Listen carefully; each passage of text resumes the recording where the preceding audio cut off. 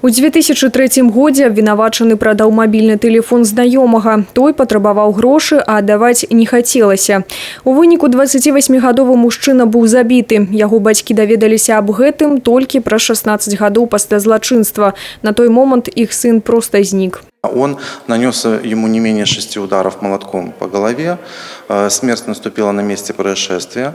После этого они вместе с сожительницей на следующий день вынесли этот труп. Там были очистные сооружения, они на носилках погрузили туда этот труп, и, естественно, человек пропал. В 2007 году родители обратились в Кобринский РОВД, было возбуждено уголовное дело по факту безвестного исчезновения лица. Поиски не увенчались успехом, он не был найден, и все это время дело было приостановлено.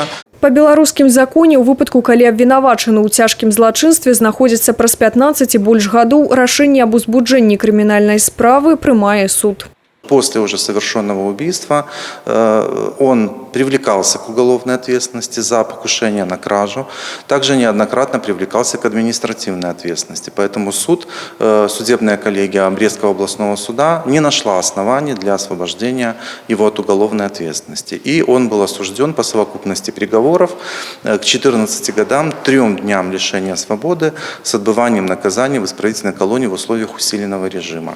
Раскрыццё гэтага злачынства стала магчымым дзякуючы дасягненням навукі, а дакладней медыка-генетычнай экспертызе. Суд пастанавіў спагнаць з абвінавачанага на карысць бацькоў забітага па 100 000 рублёў маральнай шкоды. Рашэнне ў законную сілу пакуль не ўступіла і можа быць абскарджана.